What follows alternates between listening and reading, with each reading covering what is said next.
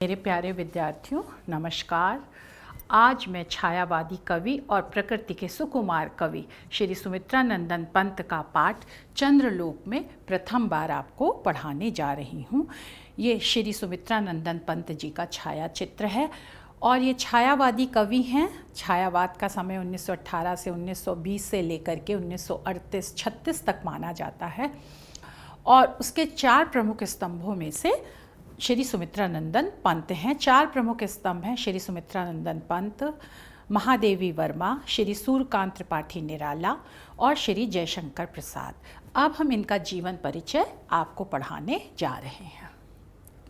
पंत जी का जन्म बागेश्वर जिले के कौसानी नामक ग्राम में 20 मई 1900 ईस्वी को हुआ था और जन्म के 6 घंटे बाद ही उनकी मां का निधन हो गया था और उनका लालन पालन उनकी दादी ने किया था। उनका नाम गोसाई दत्त रखा गया।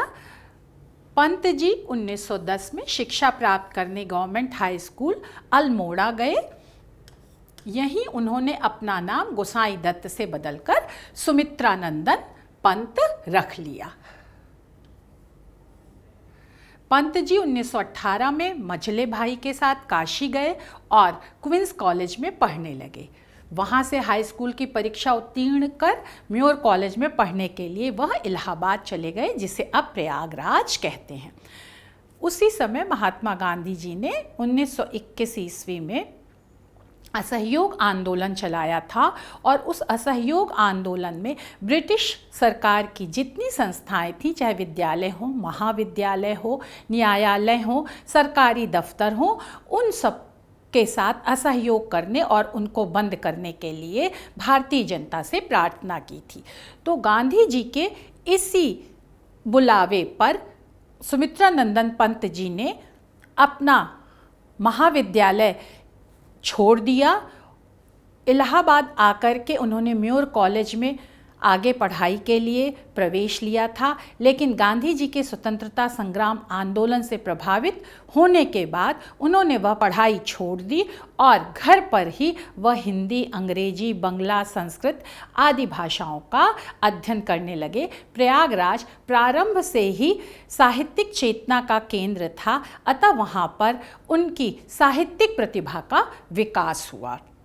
उसके बाद बेटा इलाहाबाद में ही उनकी काव्य चेतना का विकास हुआ। कुछ वर्षों के बाद उन्हें घोर आर्थिक संकट का सामना करना पड़ा और इन्हीं परिस्थितियों में वह मार्क्सवाद की ओर उन्मुख हुए। कार्ल मार्क्स, जिनका सिद्धांत वैज्ञानिक समाजवाद या मार्क्सवाद कहलाता है, जिसमें उत्पादन के साधनों पर सामूहिक स्वामित्व की बात की जाती है, वर्ग भेद को समाप्त किया जाता है और इस तरह से समाज में अधिक से अधिक आर्थिक समानता की बात और सामाजिक समानता की बात की जाती है। तो कार्ल मार्क्स के इस सिद्धांत से पंत जी बहुत अधिक प्रभावित हुए।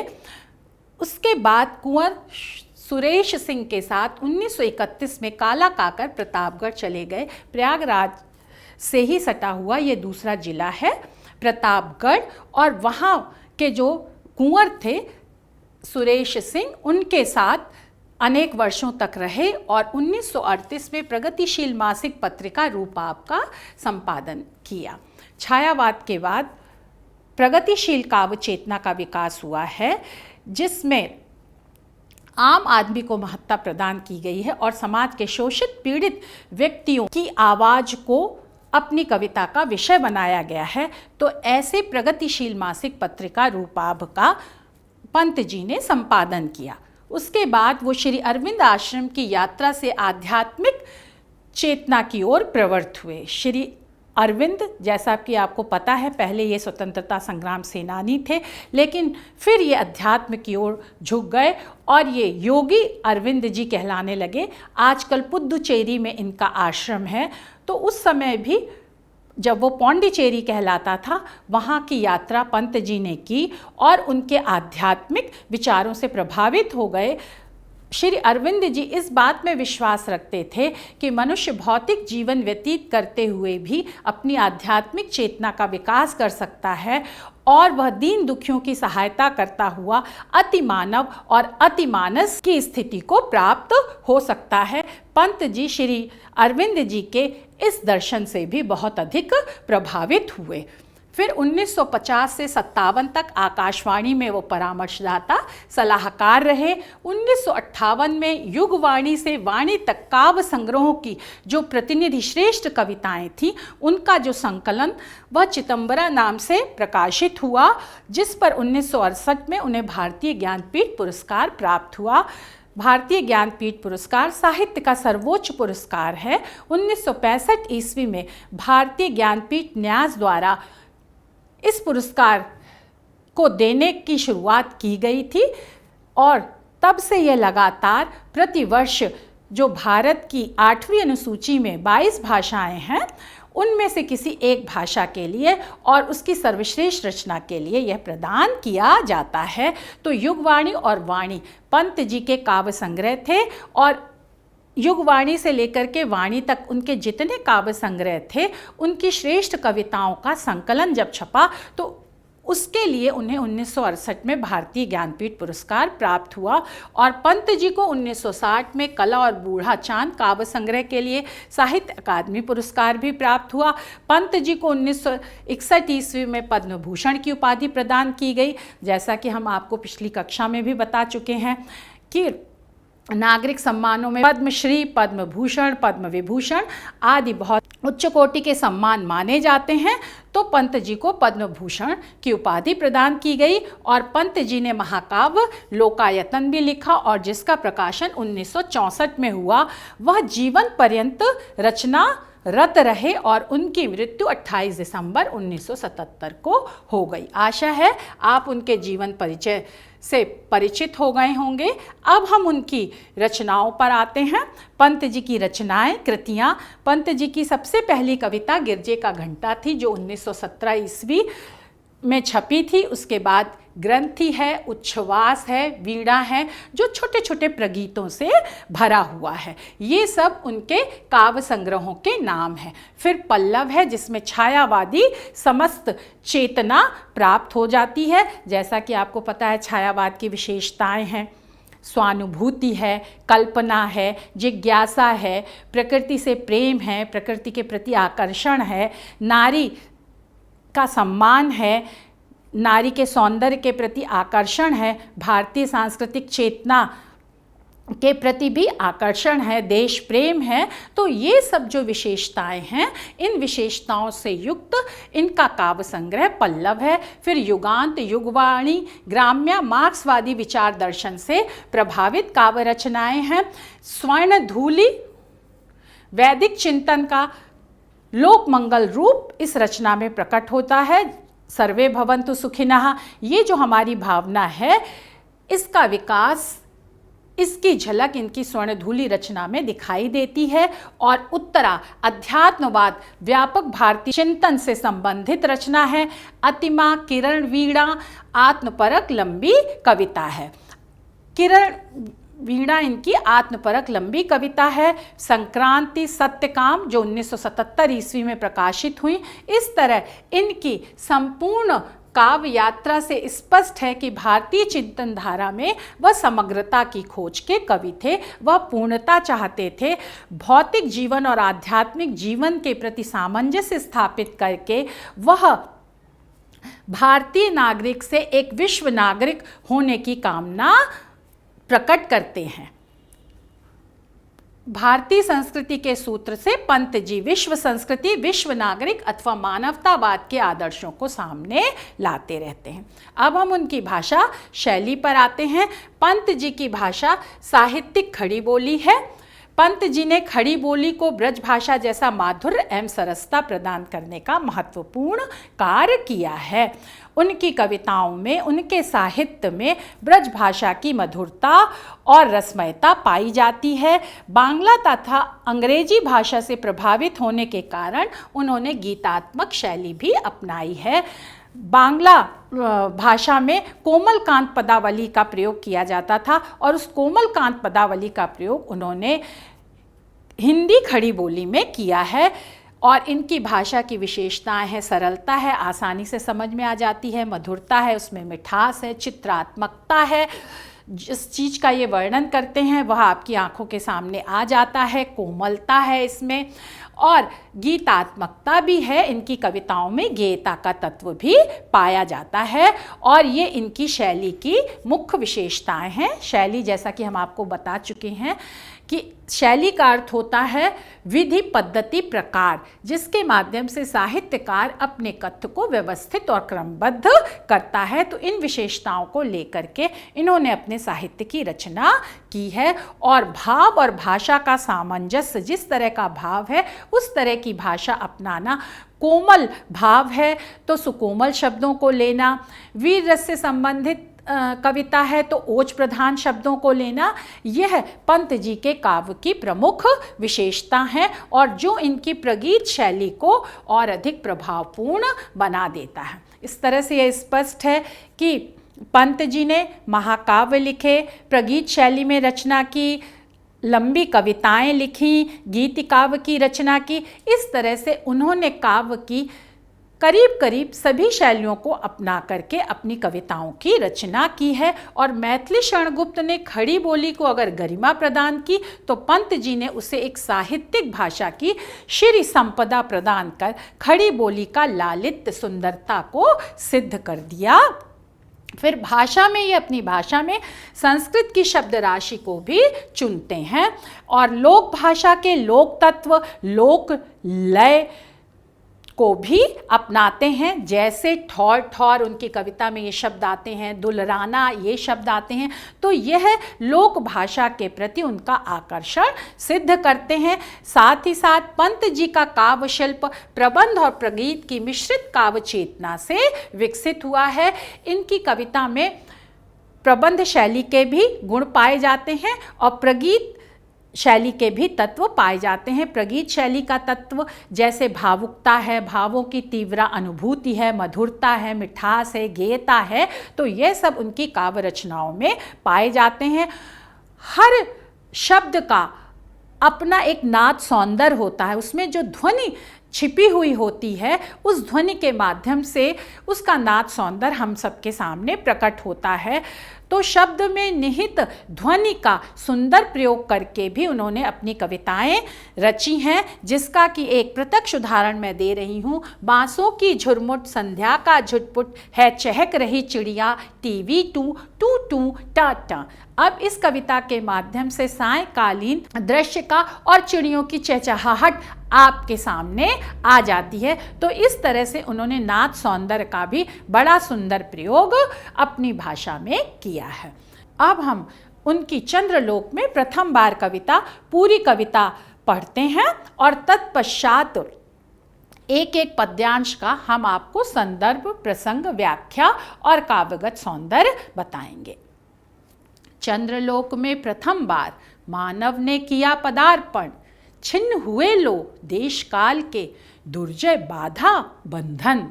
दिग्विजयी मनुसुत निश्चय यह महत ऐतिहासिक क्षण, भू विरोध हो शांत निकट आए सब देशों के जन।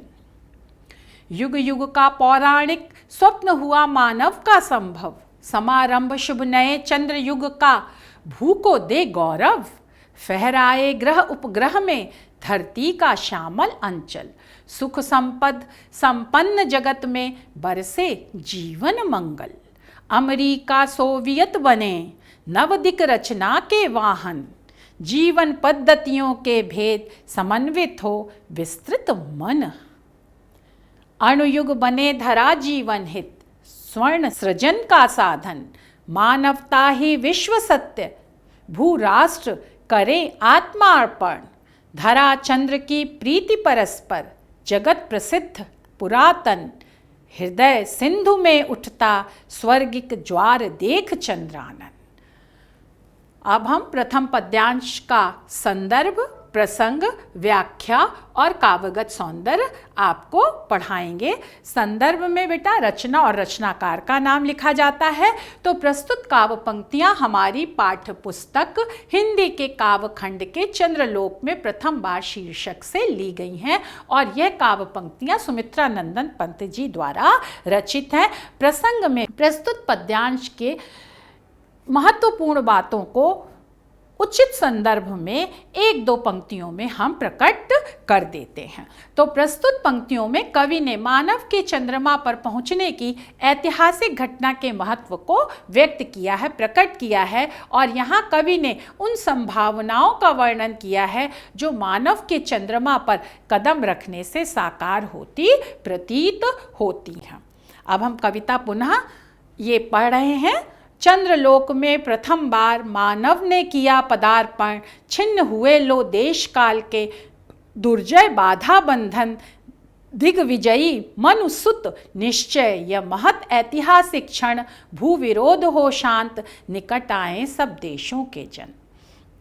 व्याख्या में हम प्रस्तुत पद्यांश का अर्थ आपको विस्तार से बताएंगे। तो चंद्रमा रूपी संसार में जब प्रथम बार पहली बार मानव ने मनुष्य ने पदार्पण अपना पहला कदम रखा तो छिन्न हुए टूट गए देश और काल के समय के दुर्जय जिन पर बड़ी कठिनाई से विजय प्राप्त की जा सकती थी, ऐसी जो बाधा थी, ऐसे जो व्यवधान थे, ऐसे जो बंधन थे, जो सीमा थी, जो बेड़ियां थीं, दिग्विजयी दिशाओं के ऊपर विजय प्राप्त करने वाले, जय करने वाले मनुसुत, मनु के पुत्र कहा जाता है। हम भारतीय विश्वास करते हैं कि हम मनु और शतरूपा के ही वंशज हैं, तो इसीलिए यहाँ पर मनुष्यों के लिए पंत जी ने मनु के पुत्र विशेषण का प्रयोग किया है। निश्चय अवश्य ही यह अवसर महत्वपूर्ण और ऐतिहासिक इतिहास में उल्लेख करने योग्य क्षण पल है। भू विरोध, भू मतलब पृथ्वी, विरोध मतलब मतभेद शांत हो, समाप्त हो जाए, निकट आए, समीप आए सब देशों के जन, और सभी देश के लोग आपस में समीप आए, मित्रता का भाव रखें। अब हम समग्र रूप से इस पद्यांश की व्याख्या करते हैं कि चंद्रलोक में पहली बार जब मनुष्य ने कदम रखा 1969 ईस्वी में नील आर्मस्ट्रांग जब चंद्रमा की सतह पर पहुंचे, तो इस विजय को लेकर के कवि के मन में क्या क्या भाव उठ रहे हैं और वह किन सदिक्षाओं को इस कविता में प्रकट कर रहा है, उसका वर्णन कवि यहाँ पर कर रहा है कि चंद्रमा के संसार में जब मनुष्य ने पहली बार अपना पहला कदम रखा तो देश काल के जो बंधन थे, जो सीमा थी, वो छिन्न भिन्न हो गए, वह टूट गए, क्योंकि यह दो देशों के प्रयास से यह संभव हुआ था कि मनुष्य ने चंद्रमा की सतह पर कदम रखा था। तो इस तरह इस पृथ्वी पर देश देश के बीच में जो अलगाव था, मतभेद था, वह शांत हो गया है, क्योंकि चंद्रमा सबका है, चंद्रमा एक है। तो उस चंद्रमा पर कदम रखने से देश देश के बीच में जो विरोध है, जो मतभेद है, जो मत वैभिन्न है, वह समाप्त हो गया है। और जिस चंद्रमा पर कदम रखना बहुत कठिन माना जाता था, हमारे पौराणिक आख्यानों में ये कहा गया है, जैसे श्री कृष्ण भगवान कहते हैं, मैया मैं तो चंद्र खिलौना लई हो, तो माँ यशोदा एक परात में पानी रख करके उसमें चंद्रमा की परछाई को दिखाती हैं और कहती हैं कि ये देखो, ये आपका चंद्रमा है। तो ऐसे चंद्रमा पर जब विजय प्राप्त करना अत्यधिक कठिन था, उस कठिनाई को दूर करके, बाधाओं को पार करके मनुष्य ने अपने प्रयास से चंद्रमा के ऊपर विजय प्राप्त की है और अपना कदम रख दिया है। इसलिए दिग्विजयी दिशाओं के ऊपर मनुष्य ने विजय प्राप्त कर ली है। अवश्य ही, निश्चय ही ये बहुत ही इतिहास में उल्लेख करने योग्य पल है। और इस तरह से पृथ्वीवासियों के बीच में आपस में जो मतभेद है, जो बैर और द्वेष का भाव है वो सब शांत होगा, समाप्त होगा और सारे देशों के लोग आपस में एक दूसरे के समीप आएंगे, एक दूसरे के प्रति मित्रता का भाव रखेंगे, परस्पर विचार वैभिन्न को भूल करके अब हम किसी उच्च आदर्श और लक्ष्य की ओर आगे अग्रसर होंगे। जैसे हमने चंद्रमा के ऊपर विजय प्राप्त की है, वैसे ही विज्ञान और तकनीक की सहायता से हम अत्यधिक कठिनाइयों को दूर करके और सुंदर लक्ष्यों को प्राप्त करके मनुष्य के कल्याण की ओर आगे बढ़ेंगे। कवि यहाँ पर यही कहना चाहता है।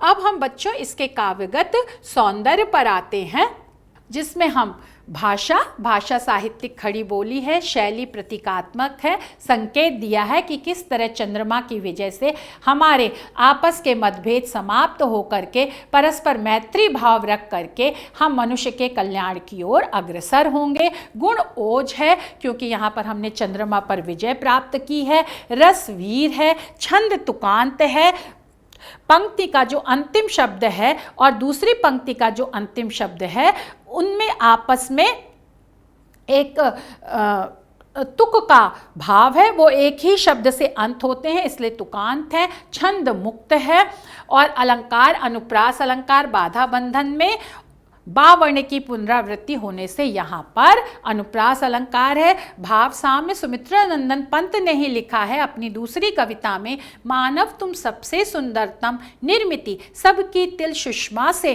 तुम निखिल सृष्टि में चिर निरुपम। मानव जो है वो एक मानव ईश्वर की एक अद्भुत कृति है, रचना है, जो अपनी बुद्धि की शक्ति के माध्यम से चंद्रमा पर भी विजय प्राप्त कर सकती है। दुर्गम से दुर्गम कठिनाइयों के ऊपर विजय प्राप्त करके आगे बढ़ सकता है मनुष्य। यहाँ पर कवि ने इन पंक्तियों में यह भाव प्रकट किया है और यही भाव प्रस्तुत पद्यांश में भी प्रकट किया गया है। अब हम उनके दूसरे पद्यांश पर आते हैं, जिसमें सबसे पहले संदर्भ वही होगा। प्रस्तुत पंक्तियां हमारी पाठ्य पुस्तक हिंदी के पद्य खंड में संकलित चंद्रलोक में प्रथम बार नामक पाठ से ली गई हैं और जिसके रचयिता श्री सुमित्रा नंदन पंत हैं। प्रसंग है, प्रस्तुत पद्यांश में कवि ने मनुष्य के चंद्रमा पर पहुंचने से मानव कल्याण की मनोकामना को, इच्छा को प्रकट किया है। अब हम ये पद्यांश पढ़ रहे हैं। युग युग का पौराणिक स्वप्न हुआ मानव का संभव, समारंभ शुभ नए चंद्र युग का भू को दे गौरव, फहराए ग्रह उपग्रह में धरती का श्यामल अंचल, सुख संपद संपन्न जगत में बरसे जीवन मंगल, अमेरिका सोवियत बने नव दिक रचना के वाहन, जीवन पद्धतियों के भेद समन्वित हों विस्तृत मन। अब प्रस्तुत पंक्तियों में कवि ये कह रहा है, युगों युगों से, प्राचीन काल से जो पौराणिक हमारे पुराणों में जो उल्लिखित स्वप्न था कि कैसे जो आकाश में चंद्रमा है उसके ऊपर हम विजय प्राप्त करें और चंद्रमा के ऊपर हम कदम रखें, चंद्रमा को देखें, जानें, समझें। तो चंद्रमा के ऊपर कदम रख देने से मनुष्य का प्राचीन काल का वह स्वप्न साकार हो गया है, संभव हो गया है, साकार हो गया है और इस तरह से समारंभ प्रारंभ हो गया है शुभ कल्याणकारी नए चंद्रमा रूपी युग का। और ये जो चंद्रमा के ऊपर विजय का जो समय है वह भू को, पृथ्वीवासियों को गौरव का अनुभव करा रहा है। मनुष्य को अपनी शक्तियों के ऊपर गर्व हो रहा है कि किस तरह से उसने चंद्रमा के ऊपर विजय प्राप्त कर ली है। इस तरह से पृथ्वीवासी गौरव का अनुभव कर रहे हैं और यहाँ पर कवि यह कामना कर रहा है कि फहराए, फहराए मतलब लहराए ग्रह। जैसे हमारा पृथ्वी एक ग्रह है, वैसे अभी तक जैसा माना जाता है कि 9 ग्रह और हैं, तो वो जो सारे ग्रह हैं और उपग्रह उसे कहते हैं जो ग्रहों से अलग होकर के हिस्सा उस ग्रह का चक्कर लगाता है। जैसे चंद्रमा पृथ्वी का ही उपग्रह है, वह पृथ्वी का ही पहले भाग था, लेकिन पृथ्वी से अलग हो जाने के कारण अब वह पृथ्वी का उपग्रह कहलाता है और वह पृथ्वी के चारों ओर चक्कर लगाता है। तो कवि यहाँ कामना कर रहा है कि सारे ग्रह और उपग्रह में धरती का श्यामल अंचल, धरती रूप का सुंदर आंचल जो है वो लहराए। यहाँ पर कवि ने प्रकृति का मानवीकरण किया है, धरती को एक स्त्री माना है और जैसे स्त्री साड़ी पहनती है और उस साड़ी में उसका जो आंचल होता है वह सबसे सुंदर होता है, तो ऐसे ही धरती की जो सतह है जो बहुत सुंदर है, जिसमें 70% जल है और कम से कम 33% वन भाग है, पेड़ पौधे हैं, तो इनके कारण ऊपर से पृथ्वी श्यामल दिखती है, सांवले रंग की दिखती है। तो वह सांवले रंग का अंचल धरती का जो है वो अत्यधिक सुंदर है और इस धरती की सुंदरता का और महिमा का आंचल सारे ग्रह उपग्रह में लहराए और इस तरह से धरतीवासियों की विजय गाथा सारे ग्रह उपग्रहों में गाई जाए। यहाँ पर कवि ने इस भाव को प्रकट करने का प्रयास किया है। और जब हम विज्ञान और तकनीक के माध्यम से नित प्रति नए नए आविष्कार करेंगे, नई नई विजय प्राप्त करेंगे, तो इसके माध्यम से मनुष्य का जीवन सुख खुशियों से भरपूर हो जाएगा, धन संपत्ति उसके पास आएगी और इन सब से खुशियों से, धन संपदा से युक्त होकर के जगत में, संसार में जीवन मंगल, मनुष्यों का जो जीवन है उसमें कल्याण ही कल्याण बरसेगा। और इस तरह से मनुष्य अपनी भलाई भी करेगा, दूसरे की भी भलाई करेगा और एक देश के लोग न सिर्फ एक देश के नागरिक रह जाएंगे, बल्कि वह विश्व संस्कृति और विश्व देश के नागरिक रूपी मनुष्य बन करके मानवता के हित में संलग्न हो जाएंगे। अमेरिका सोवियत बने, क्योंकि इस चंद्रमा पर जाने में सबसे अधिक प्रयास अमेरिका और रूस देश ने किया था, इसलिए उन देशों के नाम का विशेष उल्लेख करके कवि ये कह रहा है कि अमेरिका और रूस जैसे देश नव नए दिक से यहाँ तात्पर्य है राह, दिक मतलब होता है दिशा, लेकिन यहाँ से तात्पर्य है नई राह, नए मार्ग रचना के निर्माण के वाहक बने, साधन बने। अमेरिका और सोवियत जैसे विकसित और प्रगतिशील देश अपने विज्ञान और तकनीक के माध्यम से मनुष्य के कल्याण के नया नया रास्ता प्रशस्त करें। जीवन पद्धतियों के भेद और विश्व के सभी देशों में जो जीवन पद्धति, अपना जीवन व्यतीत करने के जो रंग ढंग है, रहन सहन है, खान पान है, धर्म दर्शन आचार विचार कला है, वो जो भेद है वह समाप्त ना हो, बल्कि हर संस्कृति की अच्छी बातों को समन्वित करके, युक्त करके हम उदार मना, विस्तृत मन, उदार हृदय वाले हो करके एक विश्व संस्कृति का निर्माण करें और मानवता के कल्याण की ओर निरंतर आगे बढ़ते रहें। प्रस्तुत पद्यांश में कवि ने यह इच्छा प्रकट करी है। अब हम इस पद्यांश के काव्य सौंदर्य पर आते हैं। भाषा साहित्यिक खड़ी बोली है, शैली प्रतीकात्मक है, गुण ओज है, रसवीर और छंद वही तुकांत और मुक्त छंद है। अलंकार अनुप्रास अलंकार संपन्न में सावर्ण की पुनरावृत्ति होने से यहाँ अनुप्रास अलंकार है। पुनरुक्ति प्रकाश अलंकार युग युग में एक ही शब्द की पुनरावृत्ति होने से पुनरुक्ति प्रकाश अलंकार है। और चंद्र युग में चंद्रमा रूपी युग, उपमेय में उपमान का आरोप है, इसलिए यहाँ रूपक अलंकार है। साथ ही साथ यहाँ पर मानवीकरण अलंकार भी है। अमानवीय वस्तुओं में जब मानवीय क्रियाकलापों का आरोप किया जाता है तो वहाँ पर मानवीकरण अलंकार होता है। धरती की कल्पना एक स्त्री के रूप में की गई है, तो इसलिए यहाँ पर मानवीकरण अलंकार भी है। भाव साम्य है। जयशंकर प्रसाद जी ने अपनी कामायनी में लिखा है, शक्तिशाली हो विजयी बनो विश्व में गूंज रहा यह गान। मनुष्य को शक्ति से संपन्न करने और शक्ति युक्त होकर के पूरे विश्व पर विजय प्राप्त करने की कामना की गई है, परंतु यह विजय मानवता की विजय हो, ऐसा भी संदेश प्रस्तुत पंक्तियों में कवि देना चाहता है। इसके पश्चात अब हम तीसरे गद्यांश की व्याख्या पर आते हैं। संदर्भ वही होगा, प्रस्तुत पंक्तियां हमारी पाठ्य पुस्तक हिंदी के काव्यखंड में संकलित पाठ चंद्रलोक में प्रथम बार से ली गई हैं और जिसके रचयिता श्री सुमित्रा नंदन पंत हैं। अब हम प्रसंग पर आते हैं। प्रस्तुत पद्यांश में कवि ने अणुयुग में लोक कल्याण की भावना को प्रकट किया है। कवि चाहता है कि विज्ञान का विकास मानव के कल्याण के लिए हो। जो भी हम विज्ञान और तकनीकी का विकास कर रहे हैं, इस क्षेत्र में उन्नति कर रहे हैं, वह सब सकारात्मक कार्यों के लिए हो, मनुष्य के कल्याण के लिए हो। इसी बात को प्रस्तुत पंक्तियों में पद्यांश में कवि ने प्रकट किया है। अणुयुग बने धरा जीवन हित, स्वर्ण सृजन का साधन, मानवता ही विश्व सत्य, भू राष्ट्र करे आत्मार्पण, धरा चंद्र की प्रीति परस्पर, जगत प्रसिद्ध पुरातन, हृदय सिंधु में उठता स्वर्गिक ज्वार देख चंद्रानन। अब चंद्रयुग के बाद मनुष्य अणुयुग पर आ रहा है। उसने अणु परमाणु की शक्ति को विकसित कर लिया है।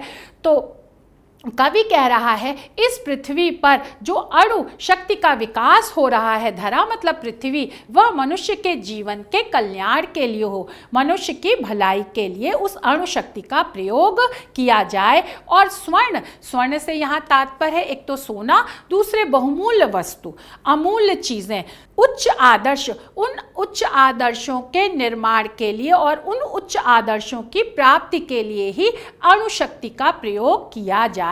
हमारे आदर्श, हमारे साध उच्च हो और हमारा साधन जो अणु शक्ति है वह उन उच्च आदर्शों की प्राप्ति का कारक बने। और हमारे उच्च आदर्श क्या हो? मानवता का कल्याण हो। और यही विश्व सत्य है, यही इस संसार की सच्चाई है कि मनुष्य की भलाई करना ही मनुष्य का सर्वश्रेष्ठ लक्ष्य होना चाहिए। और भू राष्ट्र, भू मतलब पृथ्वी के, राष्ट्र मतलब जो देश हैं, वो आत्मार्पण कर दें, अपने को मानवता के लिए समर्पित कर दें। मनुष्य की भलाई, हित और कल्याण के लिए सारे राष्ट्र आपस में मिलजुल करके कार्य करें।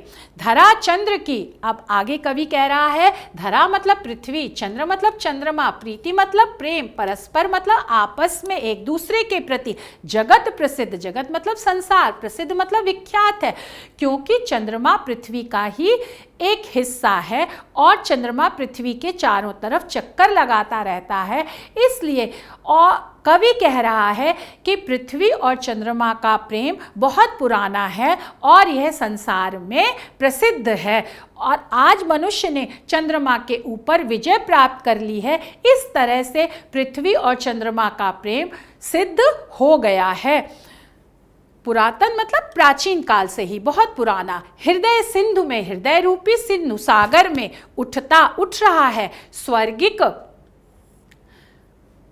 प्रसन्नता से संबंधित, स्वर्ग जो है वो खुशी का, प्रसन्नता का प्रतीक है, तो यहाँ पर स्वर्गिक हुआ प्रसन्नता से। और ज्वार मतलब ऊंची ऊंची लहरें, चंद्रानन मतलब चंद्रमा के मुख को, आनंद मतलब मुख, तो चंद्रमा के मुख को देख करके पृथ्वी के हृदय रूपी सागर में प्रसन्नता की ऊंची ऊंची लहरें उठ रही हैं, क्योंकि पृथ्वीवासी ने चंद्रमा के ऊपर विजय प्राप्त कर ली है, चंद्रमा की सतह पर अपना पहला कदम रख दिया है। और इस तरह विज्ञान और तकनीकी की उन्नति के माध्यम से मनुष्य आपस में सारे बैर भाव भुला करके मनुष्यता के कल्याण के लिए निरंतर प्रयत्न कर रहा है। इसलिए धरती रूपी माँ प्रसन्न है और वह अपने हृदय रूपी सिंधु में ऊंची ऊंची उठती लहरों के माध्यम से अपनी खुशी को व्यक्त कर रही है। यहाँ पर पुनः प्रकृति का मानवीकरण किया गया है। धरती के हृदय को सिंधु सागर माना गया है और हृदय में जो प्रेम की लहरें उठती हैं वह समुद्र में उठने वाली ऊंची ऊंची लहरों से उसकी तुलना की गई है। और पहले भी कहा जाता था और आज भी कहा जाता है कि किसी का चेहरा बहुत सुंदर होता है तो उसकी तुलना चंद्रमा से की जाती है। कहते हैं कि उसका मुख चंद्रमा के समान सुंदर है। तो चंद्रमा के सुंदर मुख को देख करके धरती रूपी माँ के हृदय रूपी सिंधु में प्रसन्नता की लहरें उठ रही हैं। इस तरह से कवि ने काव्यात्मक भाषा में मानवता के कल्याण की बात को बड़े ही सुंदर ढंग से अभिव्यक्त किया है, प्रकट किया है। अब हम इसके काव्य सौंदर्य पर आते हैं। साहित्यिक खड़ी बोली है, प्रतीकात्मक एवं भावात्मक, क्योंकि संकेत के माध्यम से बड़े ही सुंदर आदर्शों को कवि ने व्यक्त किया है और भावपूर्ण तरीके से अपनी बात कही है, इसलिए यहाँ पर प्रतीकात्मक और भावात्मक शैली है। गुण प्रसाद है, आसानी से उनकी बात समझ में आ जाती है। रस शांत है, क्योंकि मनुष्य के हित की बात की गई है। छंद तुकांत और मुक्त है। स्वर्ण सर्जन, प्रीति परस्पर में, सात तथा पा वर्ण की पुनरावृत्ति होने से यहाँ अनुप्रास अलंकार है, मानवीकरण अलंकार ही है और रूपक अलंकार भी, हृदय रूपी सिंधु में यहाँ पर रूपक अलंकार भी है। अब पंत की काव्य चेतना ने कई मंजिलें तय की हैं। प्रस्तुत कविता के सारांश के स्वरूप में यह पंक्तियां हैं कि युग बोध के अनुसार, समय के ज्ञान के अनुसार अपनी काव्य भूमि का विस्तार करते रहना पंत जी की काव्य चेतना की विशेषता है, प्रवृत्ति है, गुण है। प्रारंभ में वे प्रकृति सौंदर्य से अभिभूत थे, प्रभावित थे, फिर मानव सौंदर्य की ओर आकृष्ट हुए, खिंचे और उसके बाद वो मानवतावाद की ओर आगे बढ़ते गए और इस तरह वह मानवतावादी कवि होकर के मानवता के नित्य विकास में विश्वास करते थे। इसलिए जब चंद्रमा के ऊपर मनुष्य ने अपना पहला कदम रखा तो इस ऐतिहासिक घटना से वह प्रभावित हुए बिना न रह सके और इस घटना के ऊपर उन्होंने अपनी ये कविता लिखी चंद्रलोक में प्रथम बार, और जिसके माध्यम से उन्होंने मानवता के कल्याण के लिए अपनी इच्छा प्रकट की। आशा है बच्चों आपको प्रस्तुत कविता की व्याख्या अच्छी तरह से समझ में आ गई होगी। और अब हम आपको अभ्यास प्रश्न देते हैं। पंत जी की 2 रचनाओं के नाम लिखिए। पंत जी को किस रचना के लिए किस वर्ष ज्ञानपीठ पुरस्कार प्राप्त हुआ था वह बताइए और किसी एक पद्यांश का संदर्भ, प्रसंग व व्याख्या लिखिए व काव्यगत सौंदर्य भी लिखिए। और इस पाठ के माध्यम से हमें क्या शिक्षा और संदेश प्राप्त होता है वह जयशंकर प्रसाद जी ने अपनी कृति कामायनी में जो कहा है वह हम आपको बता रहे हैं। शक्ति के विद्युत कण जो व्यस्त विकल बिखरे हैं, हो निरुपाय समन्वय उसका करे, समस्त विजयिनी मानवता हो जाए। प्रस्तुत पंक्तियों में कवि ने मानवता के विजय होने की बात कही है और मानवता के कल्याण और हित की बात इस कविता में पंत जी ने भी कही है। इस तरह से दोनों कविताओं में भाव साम्य है, इसलिए भाव साम्य के साथ ही साथ शिक्षा और संदेश के रूप में भी मैंने इन पंक्तियों का यहाँ पर उल्लेख किया है। आशा है आपको यह पाठ समझ में आ गया होगा। धन्यवाद, नमस्कार।